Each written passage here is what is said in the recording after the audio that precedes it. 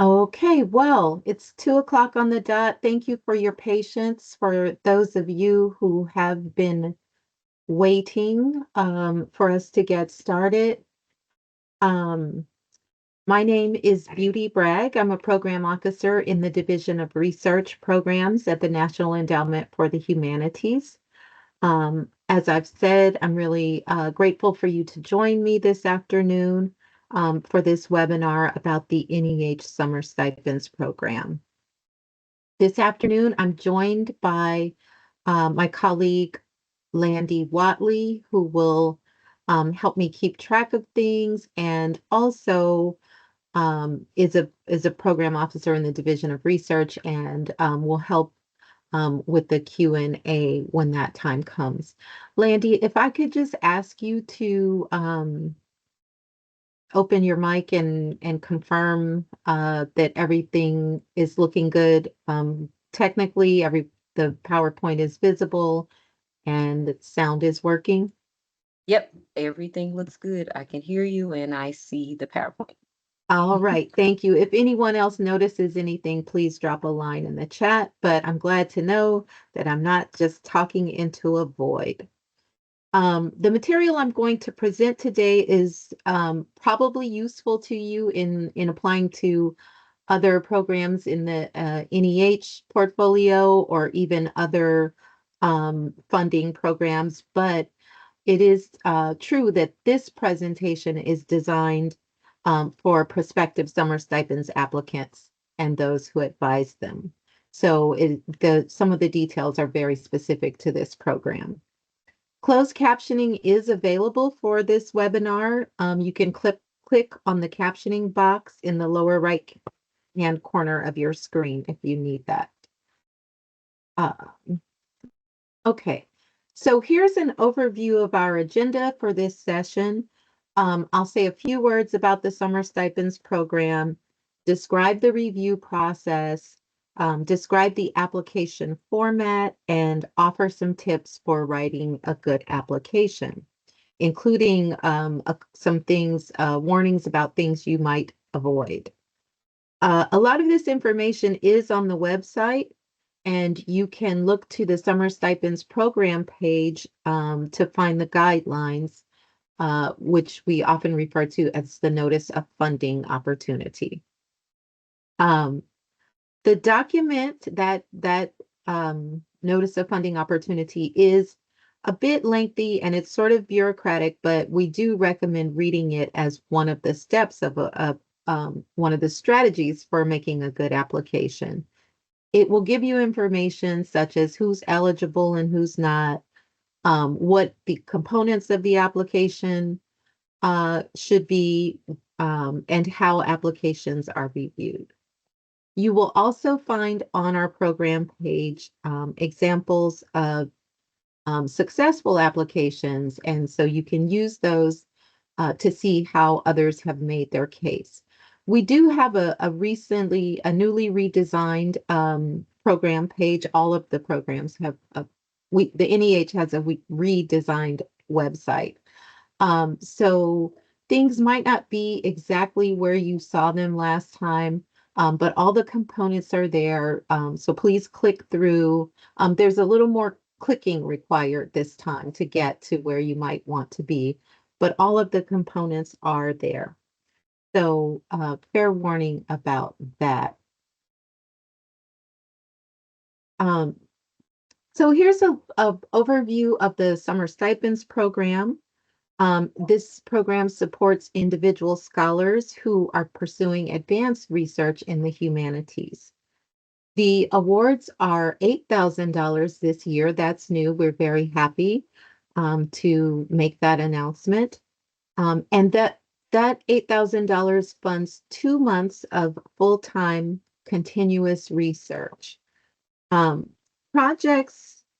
these stipends are usually taken in the summer, but that is not necessarily a requirement of the project. It just requires that you have two consecutive months available for full-time research.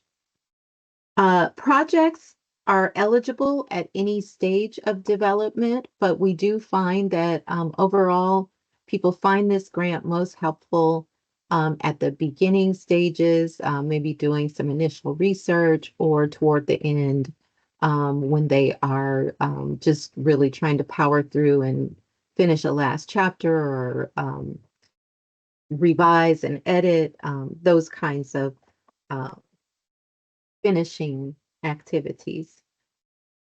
We welcome, of course, applications from all institutions, but this year we are limiting nominations to one per institution of higher education, um, at least for those who are required, for whom nominations are required, and that's tenured and tenure earning faculty at those institutions.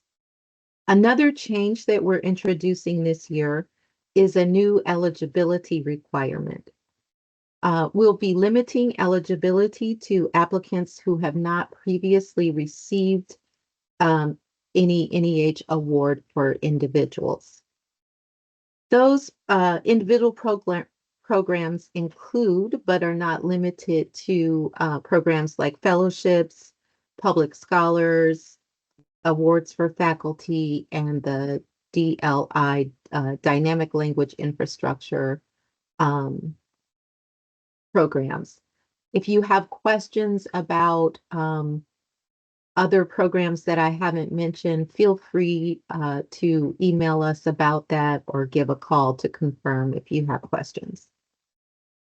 This year, we're continuing to maintain our special encouragement of waiving nominations, uh, the nomination requirement for faculty at a number of minority serving institutions, and I will list those now. Those are ANAPESES, that's Asian American, Native American, and Pacific Islanders serving institutions, PBIs, predominantly Black institutions, um, Native American serving non-tribal institutions, and Alaska Native and Native Hawaiian serving institutions. So those faculty on those campuses are exempt from the nomination requirement. Uh, we continue to welcome applications from independent scholars, faculty at community colleges, um, and faculty at community colleges and emerita uh, faculty without nomination as well. Our next application deadline is coming right up on September 18th. And you can expect that those awards will be made and announced in April 2025. You can see our program statistics. These are 5-year averages. In the last 5 years, our typical application pool has contained about 792 applications. We've made somewhere around 99 awards, and that gives us a funding rate of about 13%. That's a pretty tight competition, but I want to remind you that you can't get this grant unless you apply. And our goal here today, of course, is to help you be able to write a good application. So one of the first steps, I think, to writing a good application is having a sense of how it will be reviewed. This gives you a sense of what your various audiences for your application are. And so we encourage you to think about um, who will read your application and what they'll be looking for. So you can see from this graphic here that one of the first stages of review, that's the third one up after submission and sorting by NEH staff, is the peer review panel. Um, After we've grouped the applications by disciplines and topics, we then assign the applications to panels, and we do the best that we can to match those applications with the closest expertise we have in those areas. Um, So you should assume, based on that, that your reviewers will have some background in your field, but also that they may not be specialists, um, and certainly will not know as much about your topic as you do. These review panels are made up of three scholars who read the applications, write comments, and then post a rating. In this program, our panelists do not meet in person. After we receive those commentaries, NEH staff reviews them and recommends which applications should be supported. That's captured in that line, staff recommendations. Um, and then those recommendations are considered by the National Council on the Humanities, which is a body made up of 26 humanists who are appointed by the President of the United States and confirmed by Congress, or approved by Congress. And they review our recommendations and make their own recommendations. Um, and then all of that goes to the chairwoman of the agency, who is the only one by law authorized to actually make the decisions, um, the final funding decisions. This, of course, is a very long process. It takes about 8 months usually to get through the whole process, but we think it really gives us a very rich kind of review of the applications. And we do, of course, I want to emphasize that those peer review comments are really the foundation of it all. Um, this is not a um, once an application has been through the review process, whether it's funded or not funded, we do recommend that you take advantage of that access to this very high quality peer review and uh, solicit the evaluations. We think of this as a great service that we're able to render, and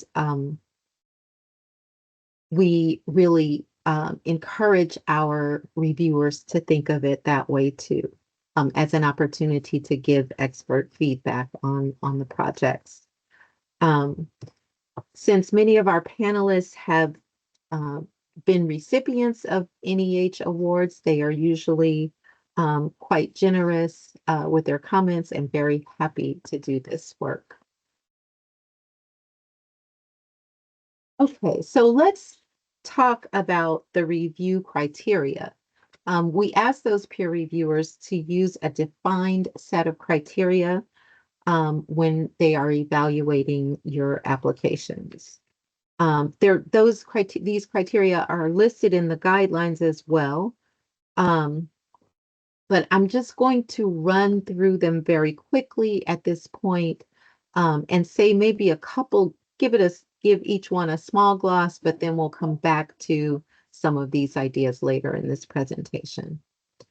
So the most important one, of course, is the significance. Why is this project important? Um, One of the things that readers are generally looking for in this area, or to think about this criteria, is really like, how will the scholarship or other readers be changed? How will the project change the scholarly understanding of a particular topic? They'll be looking for things like whether the research questions are coherent, and similar ideas. Regarding the second, the quality of the application, here we're thinking about, is the writing clear? Does it offer enough detail about the project and its goals? You want to think about being sure that, again, this is a place where you can think about the non-specialist reader. Um, Maybe are the chapter descriptions showing a clear through line? Is it apparent how they work to support your larger argument? The third, um, oh, my notes don't match. The third criterion on the slide, the feasibility and appropriateness of the proposed plan of work. This is a place where you want to offer some fairly precise detail about what you plan to accomplish, the timeline for accomplishing it, um, and the real specific details. Are you visiting archives? Are you writing a chapter? We encourage you to be realistic here, of course, and neither under promise nor over promise, as that will raise skepticism on the part of the reviewers.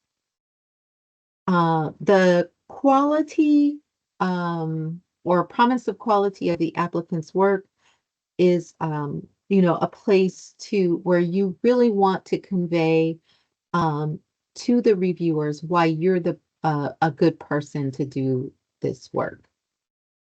And finally, the fifth criterion um, is about the likelihood that you will complete the project and the soundness of the dissemination plans. So are these, has a press been identified? Is it the appropriate press? Um, what does, the record of publication, existing record of publication look like? These are some of the ways that the reviewers will approach those questions or be looking um, for evidence of how much, to the degree to which your proposal meets those criteria. Um, so we should talk now about the actual components of the application, which are listed here.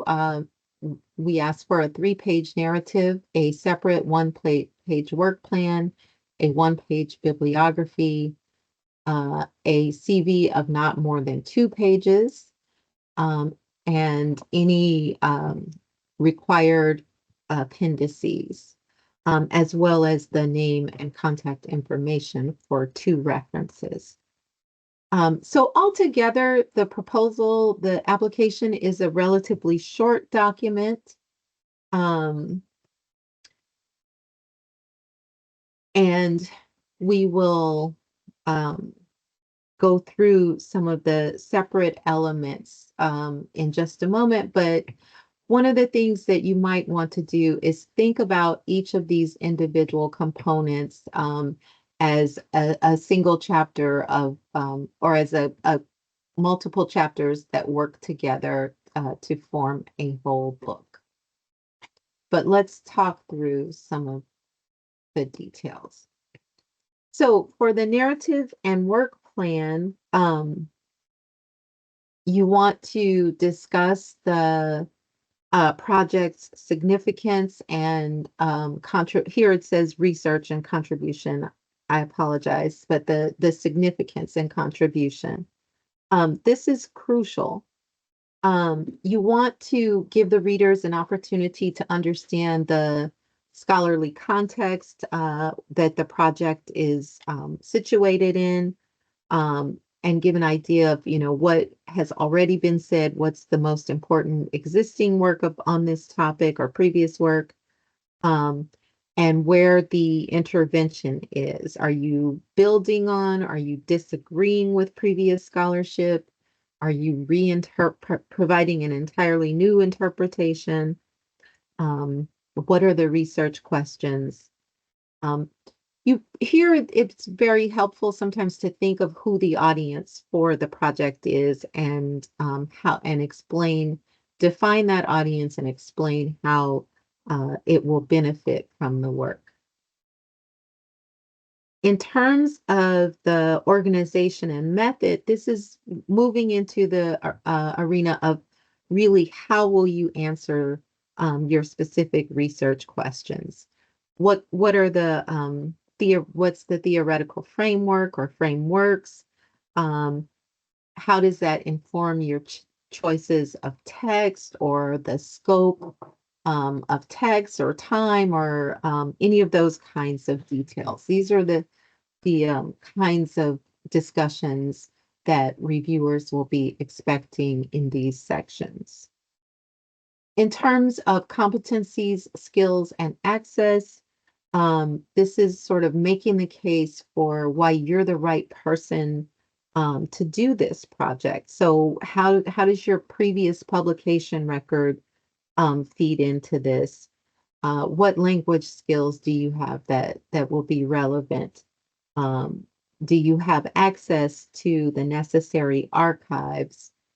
Um, if this is a new direction in your research, this is a place where you might want to say what actions you've taken to orient yourself in the field. Um, if it's an interdisciplinary project, how have you maybe achieved some or acquired some training in relevant disciplines? Um, these are the kinds of details that really help reviewers see um, how see your preparation for the project. Um, let's see, I'm at final product and dissemination. So of course, both the form, is it a book, is it an article? For your book, if it's a book project, even in the summer stipends program, it can be pretty helpful to convey a sense of the whole arc of the book, a brief, outline of the book. It's not likely that anybody is going to be completing an entire book in a 2-month period, but um, even for the portion that you expect to work on, it helps if the reader can see that in the larger context. Um, if you've talked with publishers, that's the kind of information that can be included in this section. We don't require you to have talk to a publisher or have a contract, but if you do, then it's helpful for the reviewers to know that. And I have in the work plan, um, you want to, again, this is a program with a pretty short period of time of relatively short award period. So we're talking about 2 months, but again, you still want to be as clear as possible in terms of giving the reader a sense of what you will be doing in those 2 months. You may want to give them some sense of, the scaffolding that you've laid already, what you will have achieved in the time before those 2 months, and of course, if necessary, what the plan for after is, what the plan for completing the work after the award period. Um, so that it's clear how those 2 months fit into your larger trajectory, your timeline for the project. And again, just a reminder, let me say here, we don't um, currently have any samples that have a separate work plan page. We tend to be working from a pool we draw examples from a pool that is somewhat behind our schedule in terms of we want to ask for we want to wait for projects to be completed before we use them as samples. So we haven't had the opportunity to provide um, any samples with the separate work plan, but we will be able to do that soon, we think.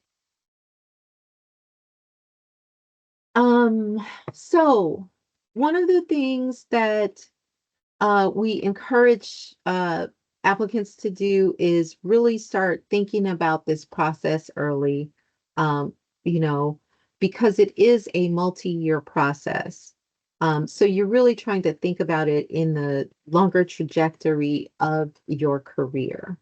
Um, this includes things, considerations like anticipating research leave or sabbatical, in advance of that time. As I mentioned earlier, the application process is lengthy, and on top of that, you may not get the award the first time you apply. So you should really think about applying early and have in mind that it may take multiple rounds of application. But there are many things that you can do to lay a good foundation and to try to make your applications competitive. Number one among these is to make sure that you are applying to the right program, that you're eligible, that your project fits with the um, focus of the program itself. Um, we have a lot of information on our website and the program pages, including guidelines for every application, every grant program. If you're not sure where it fits, we encourage you, where your project fits, we encourage you to reach out to a program officer so that they can help you find the right home for it. And every program page will have a general email address. Usually it's the program name, and you can email that address, and that's the address is sure to get you to the right person most quickly. So we encourage you to do that. Um, okay, so we'll think about how to make the case. The application is a kind of a tricky document. It requires a balance between previewing your original arguments and making an argument about the stakes of your argument. So our recommended approach to you is to start with the review criteria and really kind of write to the criteria. Um, So one thing we suggest is even being, in order to help guide your reader through this, we suggest, being really um, forthright with it, using phrases like this project is significant in this way, in X way, or I will disseminate the project in this way. Um, the significance is one of the most important criteria. If everything else is great, the proposal is clear and well written, there's a really strong and sensible work plan, great dissemination plans, but reviewers don't see the project as important. They don't see what its contribution is. It's really um, it undermines all of that other good work. So, um, foreground that idea, how the project is important, how what's its impact on the field will be, um, who you imagine the readers are, um, and what fields, that spans, if it's multiple spans. How will it change the way we understand a topic? Um, so again, I've already talked a little bit about this, but putting the work into context is going to be important. Um, you know, uh, some contextualizing it in existing literature.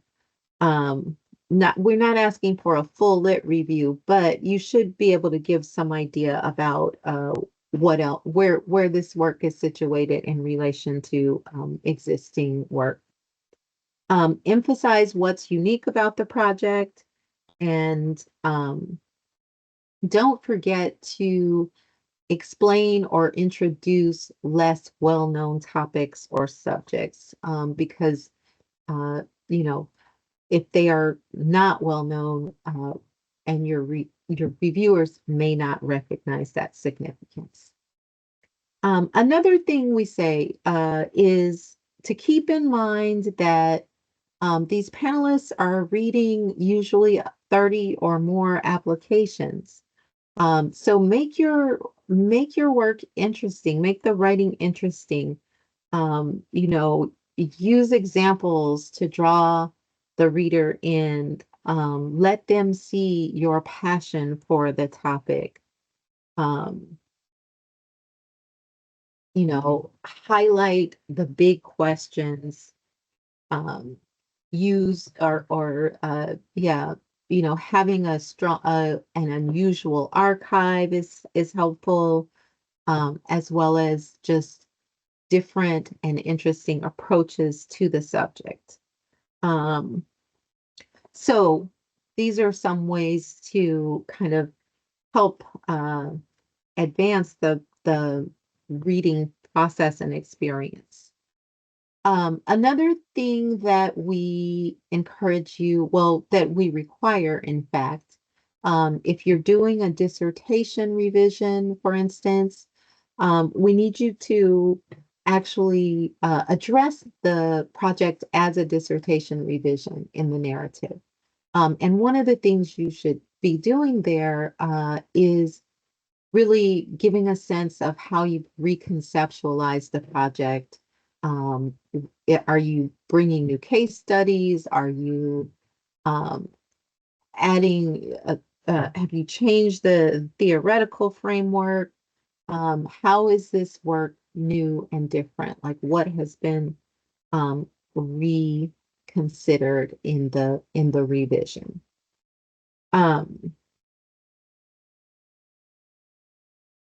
And then a clear and realistic work plan, particularly, you know, again, to kind of say the same thing a little bit, but thinking about details, you know, so um, if you're gonna say, you know, it, don't say I'm gonna be working in a research library, if you can avoid it, right? Like give the details. What um I'll be at the looking at the Atlanta Life Insurance Company records at the Fulton County Public Library. I've been in contact with those librarians and, you know, have a sense of what's in the collection or something like that.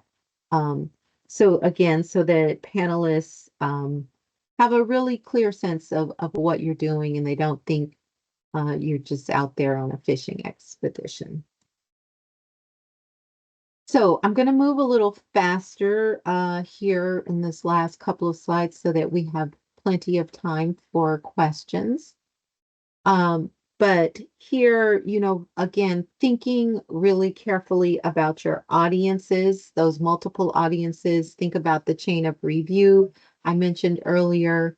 You're always going to be writing for both specialists and generalists. Um, you know, that so you should be thinking about how to address someone who may not, you know, whose interests may be somewhat far from yours, right? So definitely part of that, I would say, includes avoiding the use of jargon that creates that kind of insider perspective that reviewers often find alienating. Of course, uh, that language exists because there are very specific concepts and ideas emerging from various fields. Um, but it's best to translate those ideas and avoid the jargon. You want to be able to invite your reader into that perspective, not put them off. And that kind of clarity can help them see that you really understand the concept, that you yourself have mastered this, are a master of this material. Um, in terms of addressing the criteria, I've already sort of hinted at this, but again, that really kind of direct language. Um, this project is significant because this project will employ this methodology. This project is organized chronologically. Those kinds of things when we say addressing the criteria, um, is what I mean, what we mean. Um,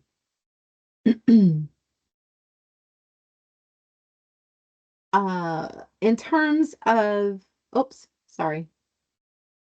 In terms of using examples effectively, balancing abstraction and precision, these are some of the kind of smaller details that you want to think about to make your application understandable and to give that confidence that we're suggesting here.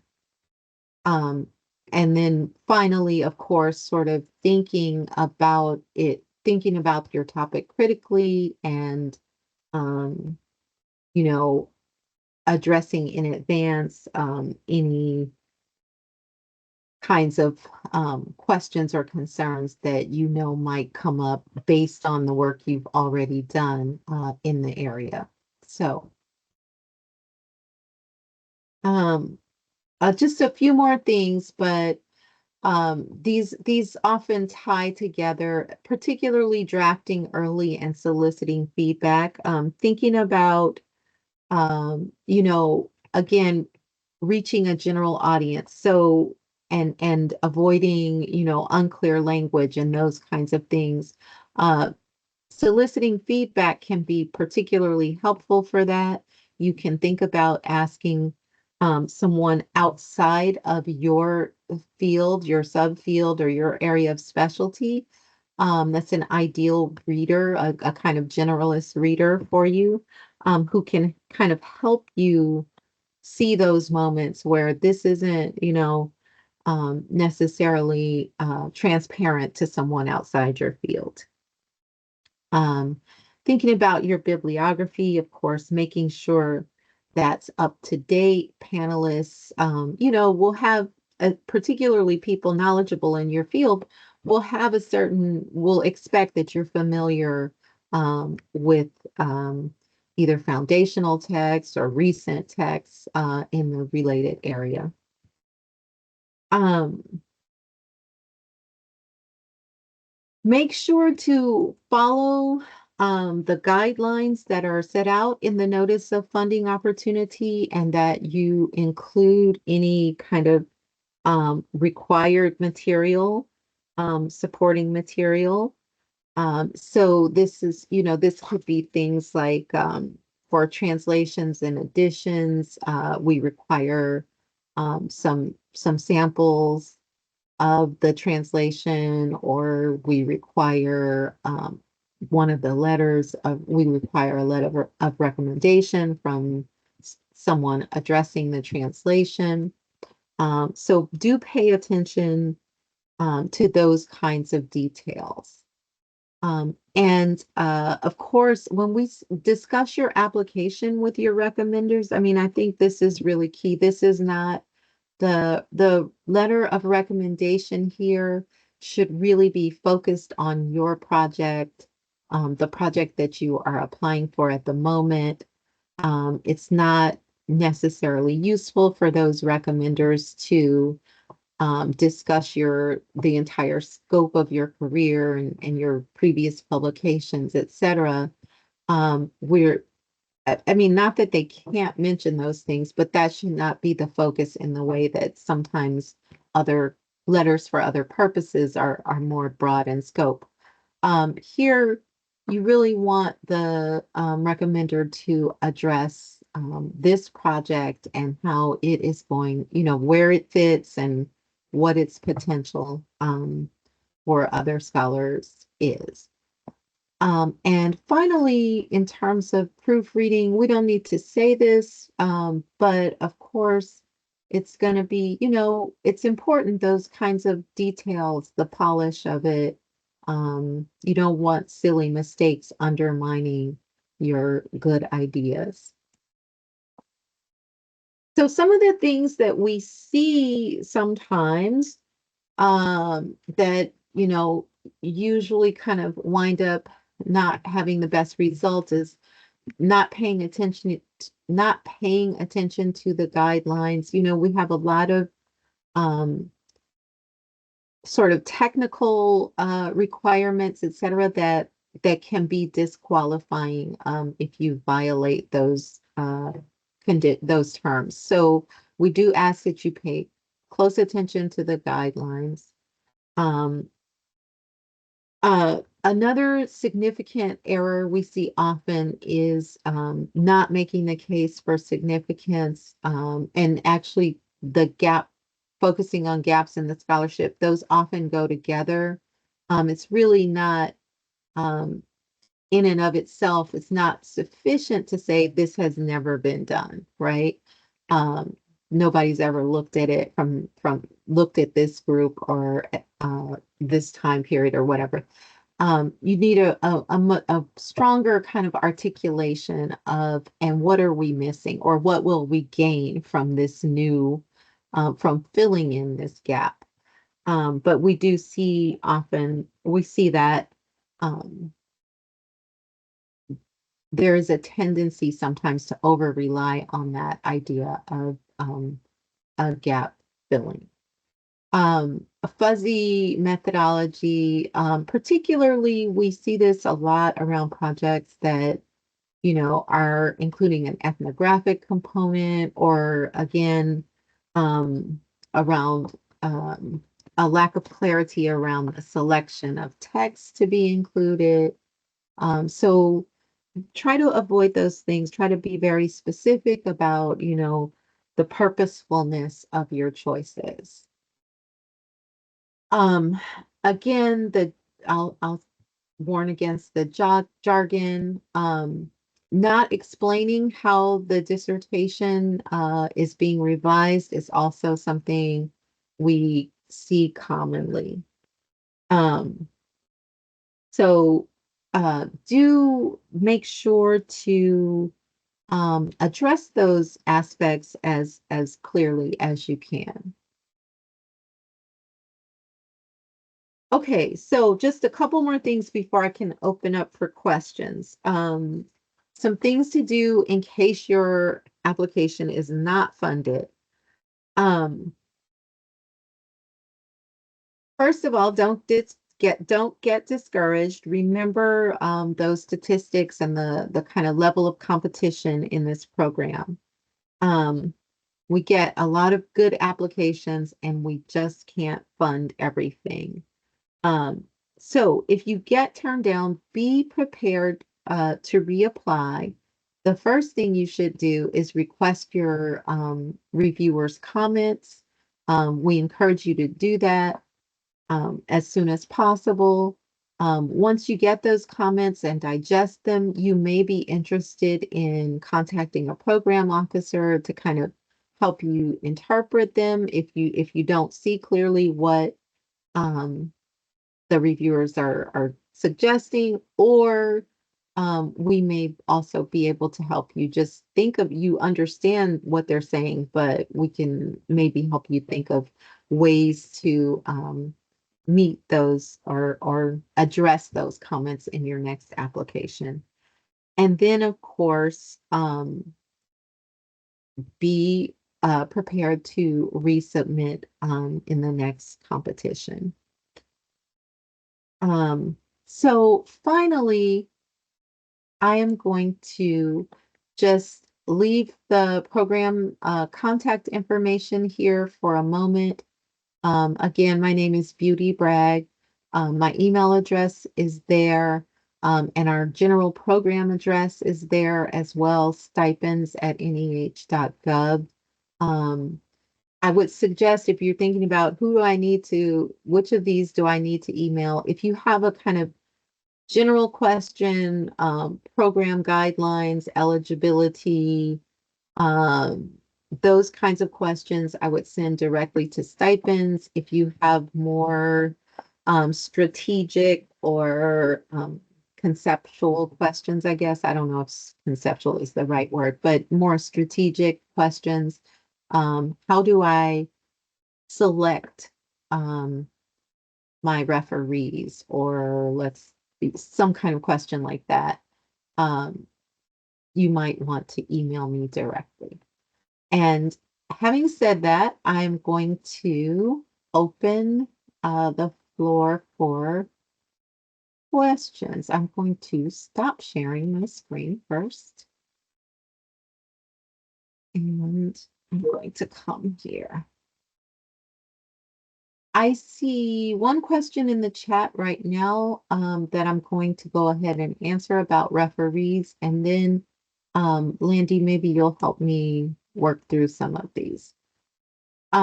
So if I saw, yeah, referees, what you're looking to achieve with those letters of reference is actually, aside from having somebody just really attest to um, the thoughtfulness and importance of the work you're doing, you might want to think about it as an opportunity to demonstrate, how your established networks or how who and how your work is being taken up. So um, you might want to look beyond your own campus, but certainly, if you're at an institution where there are other experts in the area, um, in the field, that area, who know this work and know its significance, they may be those may be good choices as well. Okay, let's see. I see a number of hands. Okay, can I call? I guess we'll do it this way. Um, Wayne A, am I think I'm unmuting you. Hold on. Allow mic. Okay, it seems like I'm not. Okay, I think, can you hear Okay. me? Yes, we can hear you. Okay, a couple questions. I had someone tell me in regards to the bibliography that it can be sources that you've not yet accessed, while I'm of the opinion that this is to show what you've accessed so far. That's an interesting and tricky question. I would assume the work plan would be covering what I you've not think yet. you want to think of, I mean, your bibliography is sort of, I think I would suggest that the way to think about the bibliography is really, to demonstrate how the applicant is orienting themselves in the field, in the existing scholarship.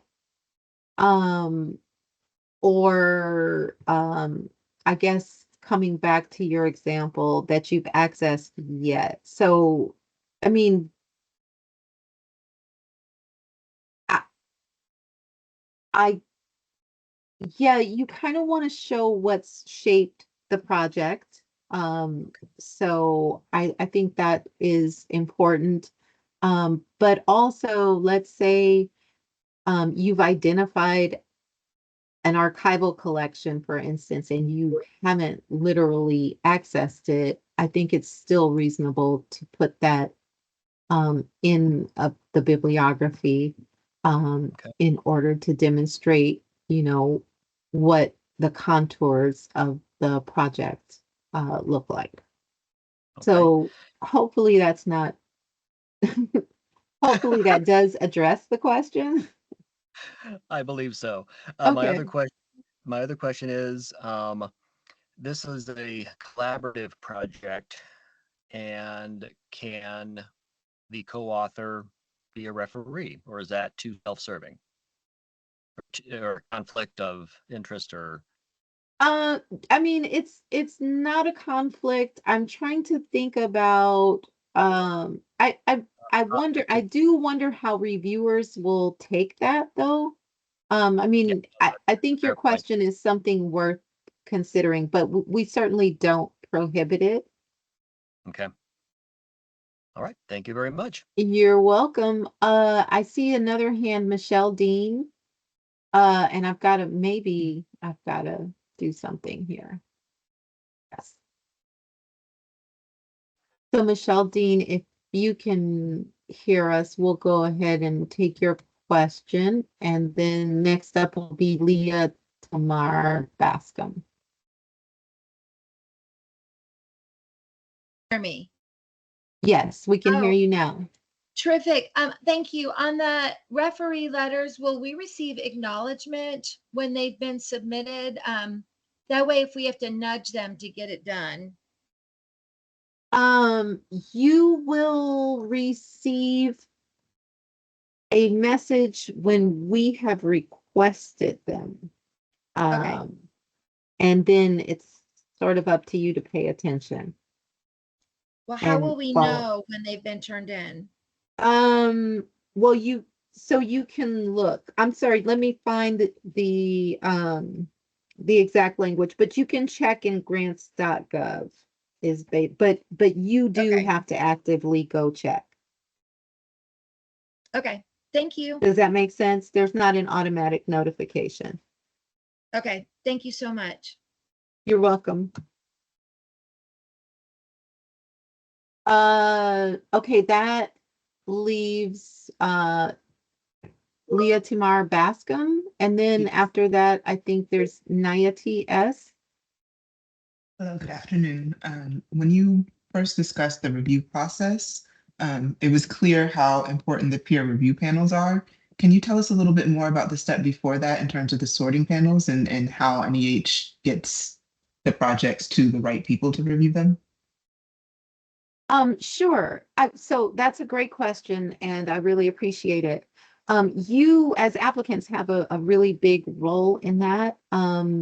We because or through the mechanism of the subject fields that you select. So you have an opportunity to select up to 3 subject fields and your own area of expertise. So we begin there. If you tell us you're an expert in American literature and this is an American literature project, that's where we're at least going to begin to think about sorting your application. Um, so then let's say your secondary field, you've selected gender studies.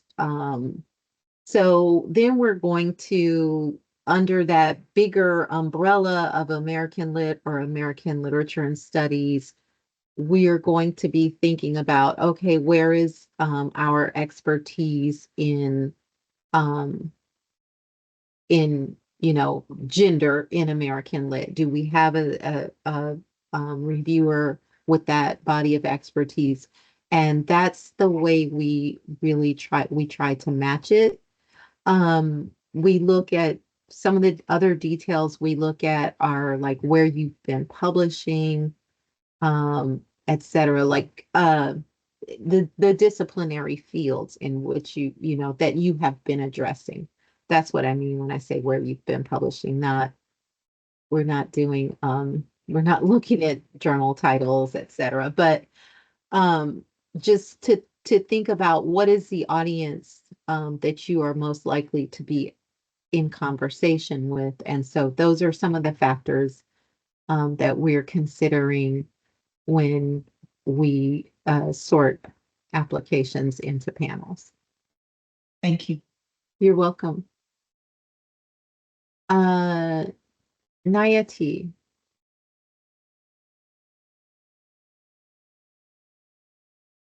And then after that would be Trinity Martinez. Uh, can you hear me? Yes. All right. Thank you so much. I had a couple of questions. I just wanted to clarify, do non-tenured faculty or lecturers fall within the one nomination per institution limit?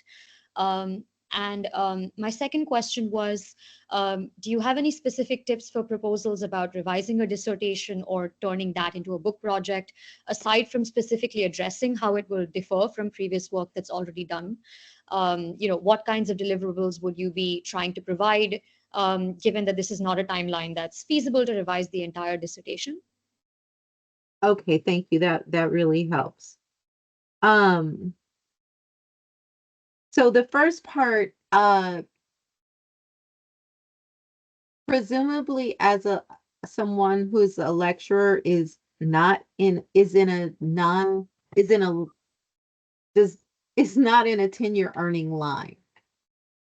Yes. And that is the distinction that we're making. If a person is already tenured or in a tenure earning line, they require nomination.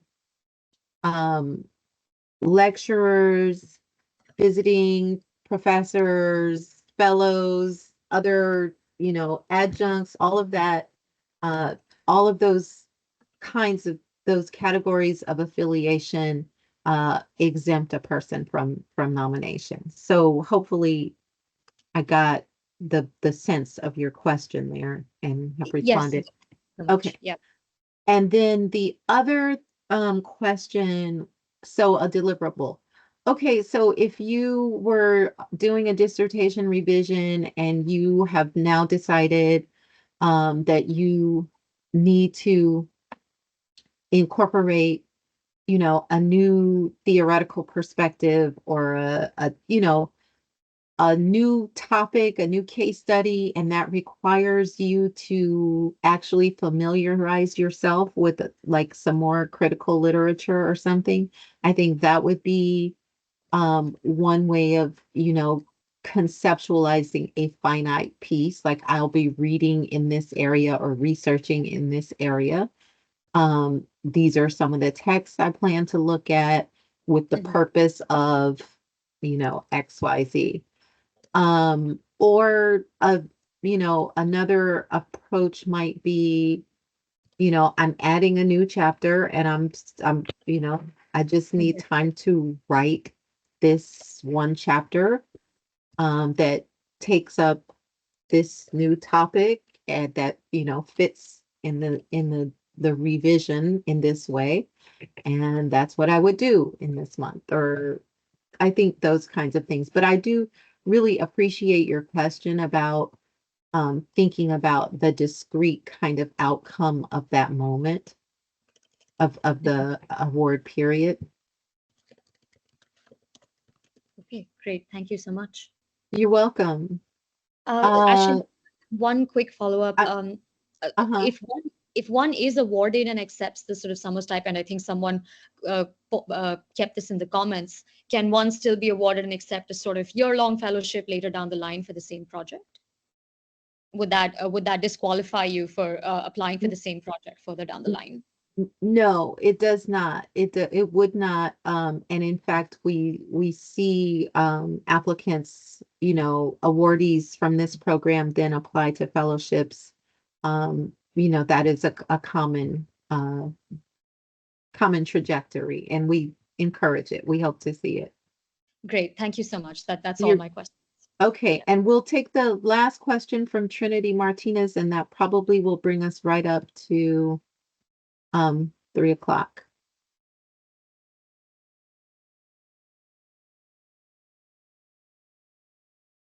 Trinity, are you there?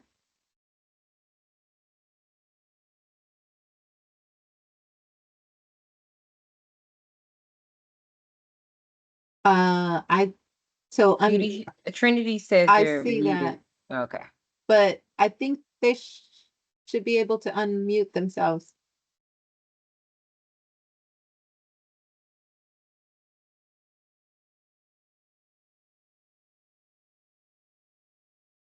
Or maybe just type the question in the chat. Let's see.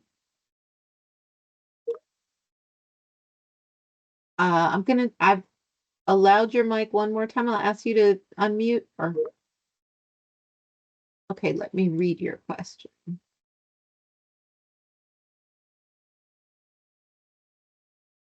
Can you include images? I'm not sure about, I mean, we sometimes see people embedding images in their narrative that, of course, you know, if the images are relevant, that's helpful. It does take space away from other things.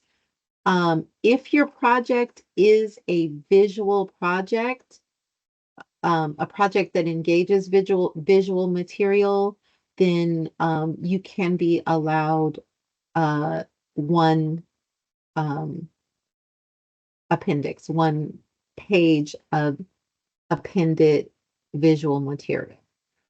This is addressed in the guidelines, the notice of funding opportunity as well.